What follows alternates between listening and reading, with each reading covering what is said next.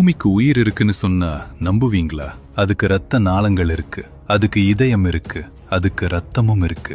அந்த ரத்தத்துக்கு நாம வச்ச பேரு பெட்ரோலியம். கடந்த 150 வருஷமா இந்த பூமியோட ஆழத்திலிருந்து அந்த ரத்தத்தை உறிஞ்சி எடுத்து நாம ஒரு பிரம்மாண்டமான கோட்டையை கட்டி வச்சிருக்கோம். அதுதான் நவீன நாகரிகம். உங்க பைக், உங்க போன், நீங்க போடுற சட்டை, ஏன் நீங்க இன்னைக்கு காலையில சாப்பிட்ட சாப்பாடு வரைக்கும் எல்லாமே அந்த கருப்பு ரத்தத்தால உருவானதுதான். ஆனா ஒரு நாள் அந்த இதயம் நின்னு போனா, பூமியோட கடைசி சொட்டு ஆயிலும் தீர்ந்து போனா, அது வெறும் ஃபியூல் ஷார்டேஜ் கிடையாது, அது மனித இனத்தோட ரீபூட் பட்டன். அடுத்த சில நிமிஷத்துல நீங்க பார்க்க போறது கற்பனை இல்ல, அறிவியல் பூர்வமான ஒரு முன் அறிவிப்பு.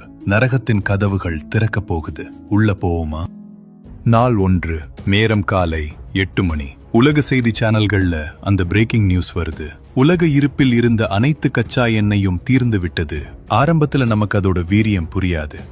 சரி, இன்னைக்கு பஸ் ஓடாது, லீவு போட்டுட்டு வீட்ல இருப்போம்னு நினைப்போம். ஆனா பிரச்சனை ரோட்ல ஆரம்பிக்கல, வானத்துல ஆரம்பிக்குது.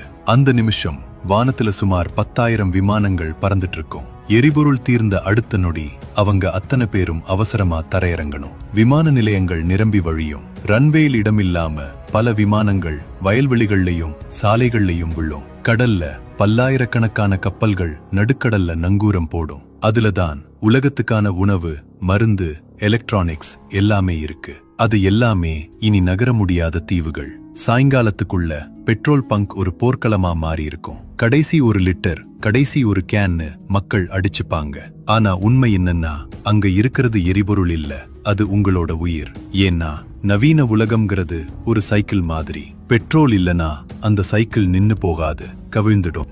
3வது நாள் ஒரு பயங்கரமான அமைதி உலகத்தை ஆட்கொள்ளும். ரோட்ல வண்டிகள் சத்தம் இருக்காது, ஆனா அதை விட பயங்கரமான ஒரு நிசப்தம் வீட்டுக்குள்ள வரும். உங்க ஸ்விட்ச் போர்ட் வேலை செய்யாது. கரண்ட் போனா ஜெனரேட்டர் போடலாம்னு நினைப்பீங்க, ஆனா ஜெனரேட்டருக்கு டீசல் இல்லையே.